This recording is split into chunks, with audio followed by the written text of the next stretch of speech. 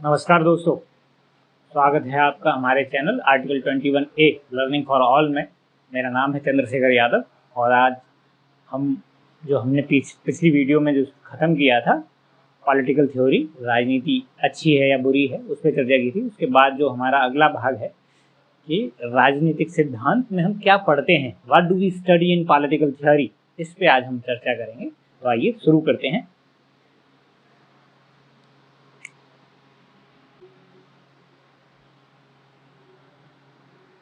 तो political theory में, राजनीतिक सिद्धांत में हम क्या पढ़ते हैं उस पर चर्चा करते हैं। तो सिद्धांत क्या है, राजनीतिक सिद्धांत क्या है? राजनीति से जुड़े हुए वे सभी नियम, सिद्धांत, परिकल्पनाएं, वो सब जिनसे किसी व्यक्ति का राजनीतिक जीवन प्रभावित होता है, तो राजनीतिक सिद्धांत होते हैं। और राजनीतिक सिद्धांत के अंतर्गत हम पढ़ते क्या क्या हैं। तो आप अगर राजनीति पर गौर करेंगे तो आपको पता चलेगा कि राजनीति में बहुत सारे शब्दों की चर्चा आपको यदा यदा सामने आती रहती है समय समय के साथ। जैसे आप सुनते होंगे, कहीं आपने लोकतंत्र शब्द सीखा होगा, सुना होगा, कहीं आपने समानता शब्द सुना होगा, कहीं आपने स्वतंत्रता शब्द सुना होगा, कहीं आपने बंधुत्व शब्द सुना होगा। इन सब शब्दों को आपने सुना ही होगा। अलग अलग समय पे, अलग अलग परिदृश्यों में, अलग अलग दृष्टिकोणों से किसी नेता के मुंह से, किसी व्यक्ति के मुंह से चर्चित रहते हैं ये सब। लोकतंत्र, लोकतंत्र क्या है, समानता क्या है, स्वतंत्रता क्या है, न्याय क्या है, उस सब पे बात की जाती है। वही आज हम चर्चा करेंगे कि इसमें हम पढ़ते क्या हैं। तो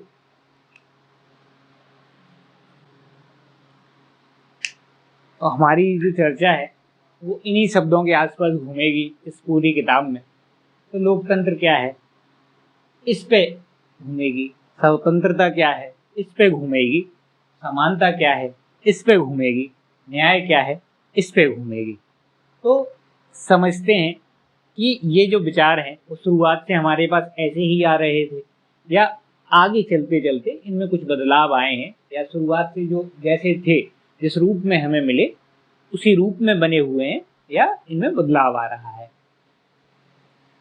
तो हमारी सभ्यता का, मानव सभ्यता का इतिहास जो है लगभग 5000 वर्ष पुराना है।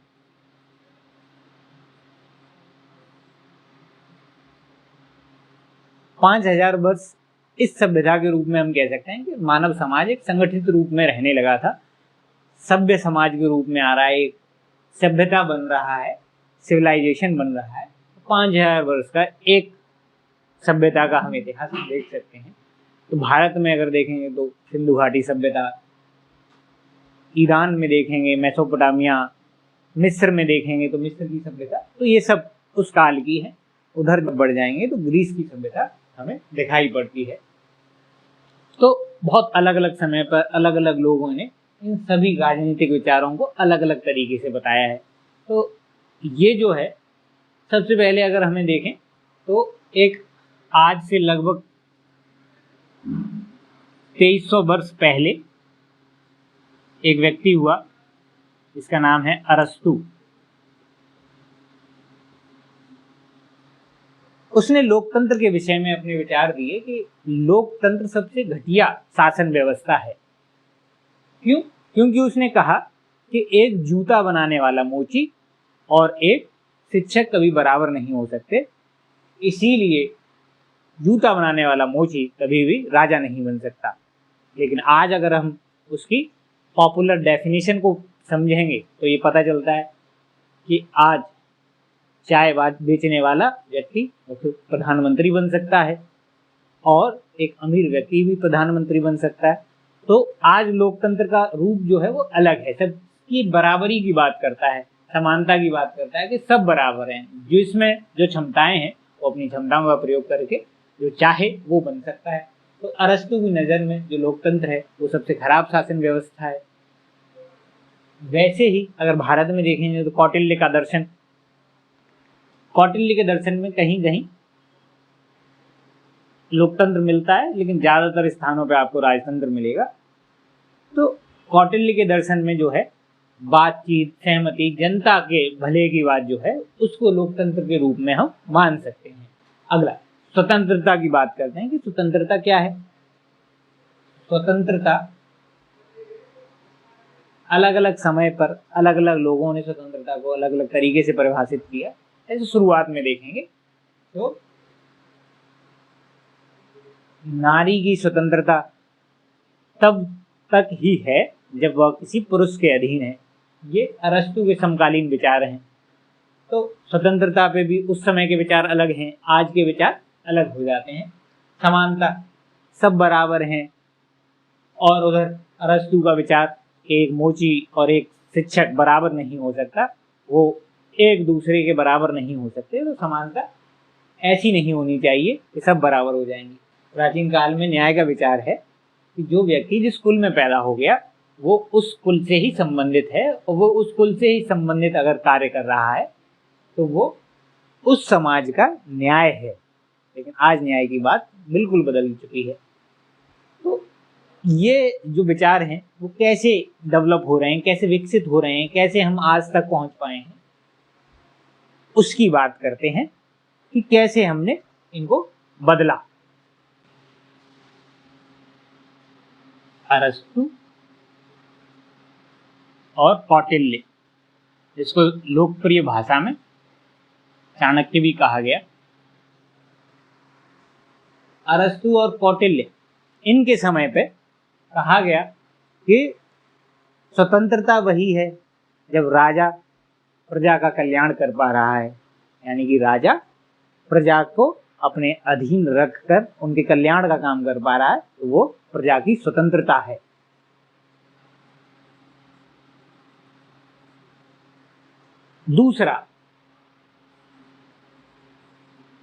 दूसरा विचार जो बहुत फेमस विचार है रूसो का,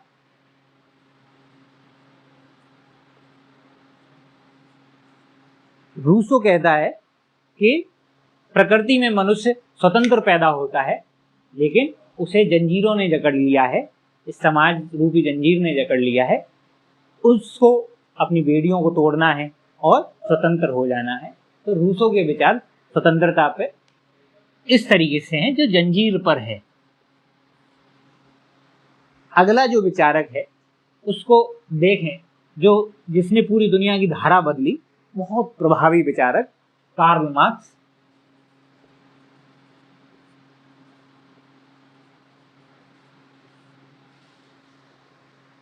कार्ल मार्क्स कहता है कि दुनिया में जो पूंजीपति वर्ग है, पैसे वाला धनिक वर्ग है, वो दूसरे वर्ग का जो कमजोर है उसका शोषण करता है। तो दुनिया जो है तब तक स्वतंत्र नहीं हो सकती जब शोषित और शोषक का जो वर्ग विभाजन है वो खत्म नहीं हो जाता। यानी शोषित वो जिसका शोषण हो रहा है, शोषक वो जिसका जो शोषण कर रहा है। यानी कि मैं अगर किसी का शोषण कर रहा हूं तो मैं शोषक, और जिसका शोषण हो रहा है वो शोषित। क्लियर है? तो शोषक और शोषित, जब तक ये शोषक को खत्म नहीं कर देगा स्वतंत्रता नहीं आ सकती। इसी तरीके से इन्होंने ही, कार्ल मार्क्स ने समानता की बात की कि सभी जगह पे, सभी समाजों में राजनीतिक, सामाजिक, आर्थिक समानता होनी चाहिए, सभी बराबर है। ये विचारक क्रांतिकारी विचारक रहे। अगले अगर हम बात करें भारत में, तो भारत में गांधी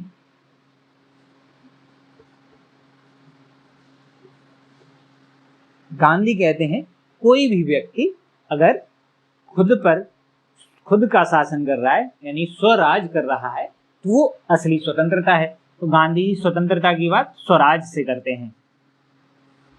स्वराज। इसके बाद जो प्रभावी विचारक भारत में जो रहे, बहुत शानदार विचारक, उसमें हम अंबेडकर को ले सकते हैं।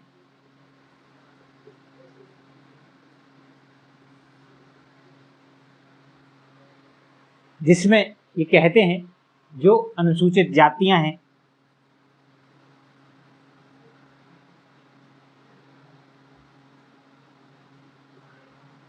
जो अनुसूचित जातियां हैं उनमें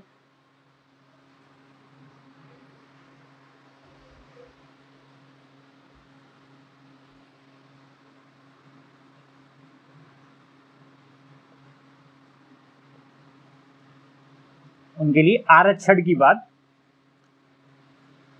अंबेडकर जी करते हैं। तो अब थोड़ा सा उदाहरण से समझिए कि कैसे कैसे अलग अलग समय पे अलग अलग तरीके से स्वतंत्रता होती आ रही है। तो मैं आपको 3 तरीके की आज़ादी या स्वतंत्रता के बारे में बताता हूँ, उदाहरण से समझिए।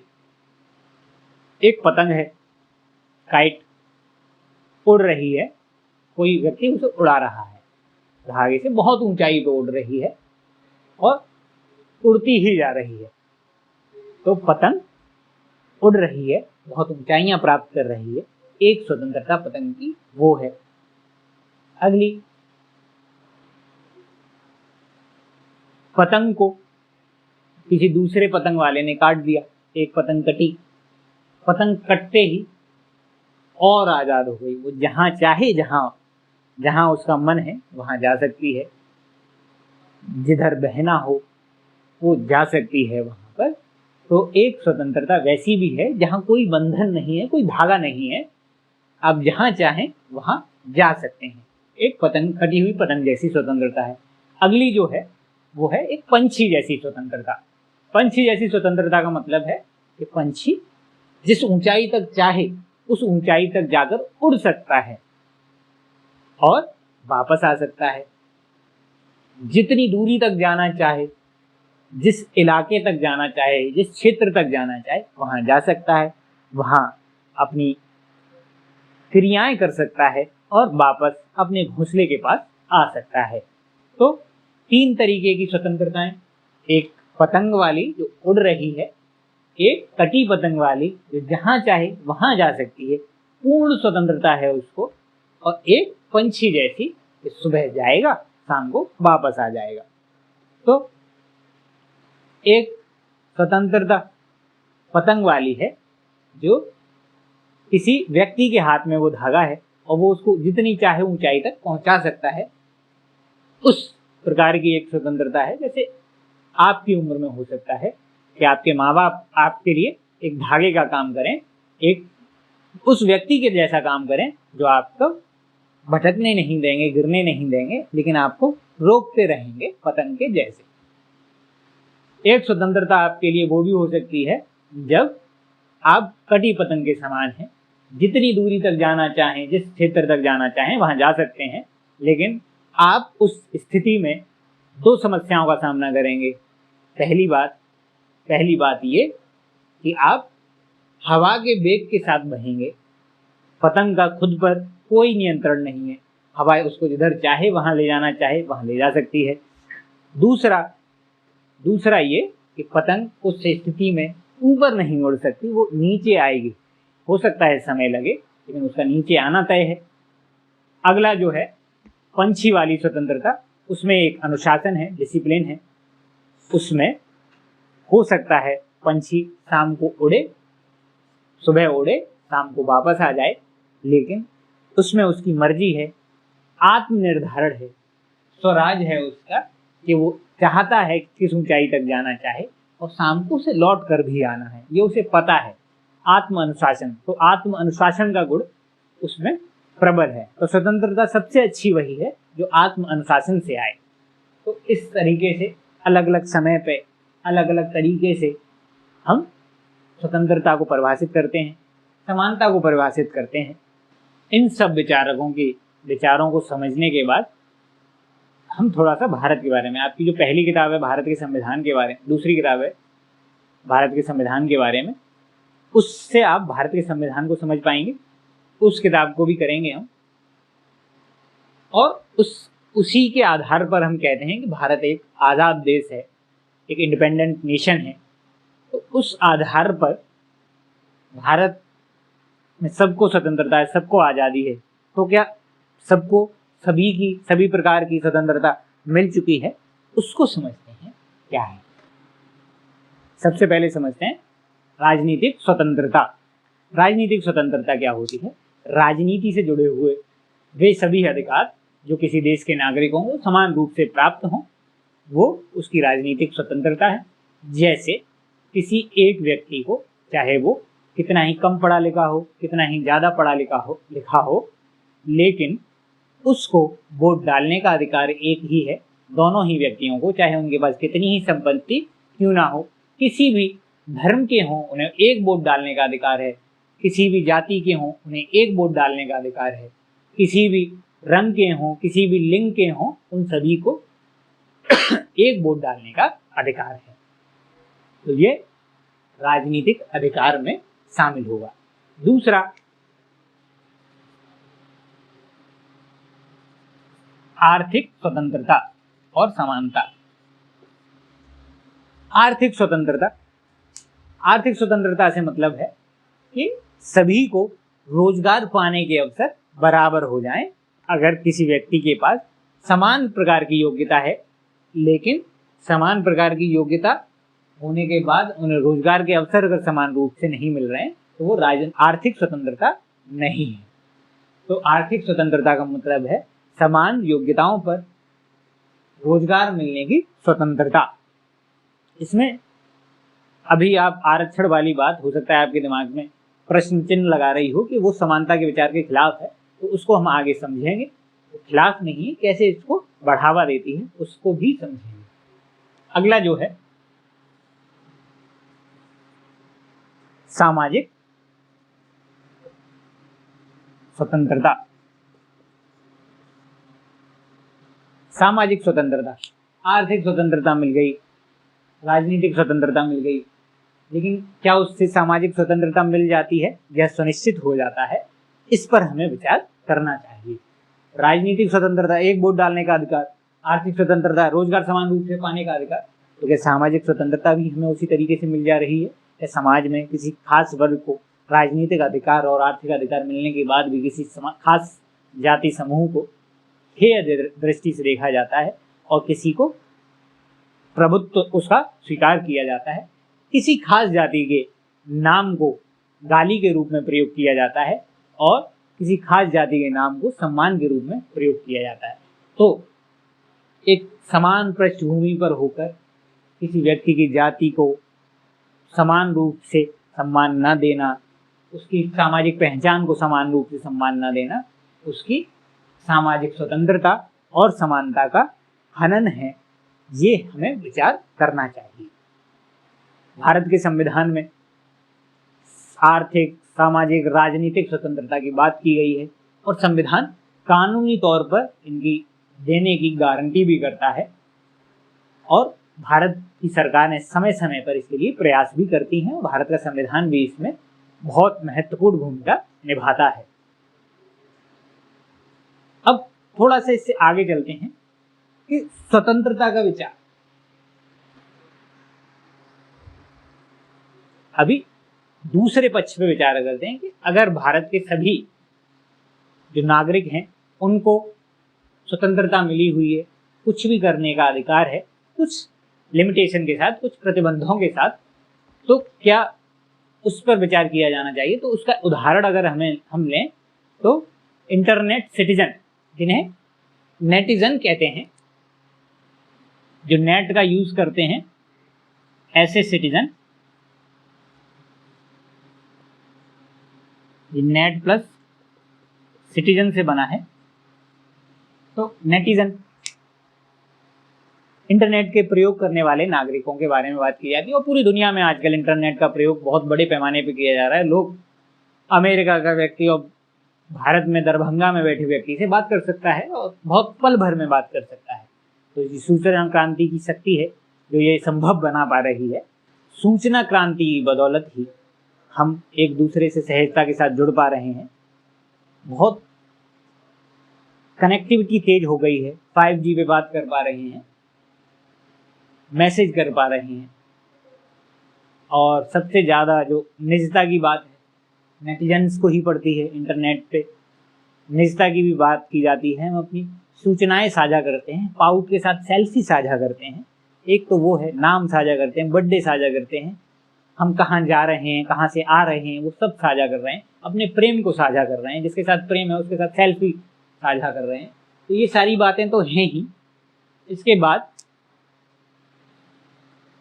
चैटिंग कर रहे हैं, चैटिंग, और चैटिंग की आज़ादी कितनी होनी चाहिए। चैटिंग से जहाँ व्यक्ति का जुड़ाव बहुत तेज हो गया है, वहीं इसकी कुछ चुनौतियाँ भी हैं।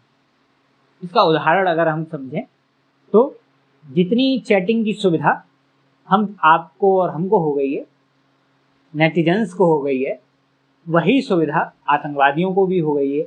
अगर आतंकवादी भी इसी फ्री मूवमेंट की तरह, आज़ादी की तरह बातचीत कर पाएंगे, अपनी बात बहुत आसानी से रख पाएंगे दूसरे देश में, तो उन देशों की आंतरिक सुरक्षा के लिए, इंटरनल सिक्योरिटी के लिए बहुत बड़ा चैलेंज हो सकता है।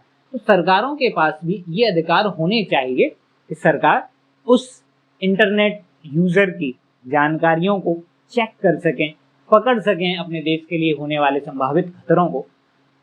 तो यहाँ द्वंद्व यही होगा कि कितनी स्वतंत्रता नेटिजन के पास होनी चाहिए, कितनी आज़ादी, कितने अधिकार सरकार के पास होने चाहिए, कितनी अथॉरिटी होनी चाहिए सरकार के पास। इस सब की बात जो की जाएगी वो इसमें की जाएगी कि हम क्या पढ़ते हैं, कितने अधिकार होने चाहिए, क्या सरकारों को इतने अधिकार मिल जाने चाहिए कि वो किसी के भी इनबॉक्स में घुसकर उसकी सारी जानकारियाँ प्राप्त कर सकती है, या सरकार को बिल्कुल अधिकार नहीं मिलना चाहिए कि व्यक्ति के इनबॉक्स में घुसकर उसके निजी मामलों को जान सके। क्या हो सकता है इसका बीच का रास्ता? और अगर सरकार आपके इनबॉक्स में अगर घुस पाई तो सिर्फ आपके इनबॉक्स में नहीं घुसेगी, सभी के इनबॉक्स में घुसेगी और आप सभी के राज सामने आ जाएंगे। तो ये सब इस चैप्टर में हम पढ़ेंगे और राजनीतिक सिद्धांत में हम ये सब पढ़ते हैं। वीडियो अच्छा लगा हो तो लाइक कीजिए, कमेंट कीजिए और हमारे चैनल को सब्सक्राइब कीजिए। Thank you.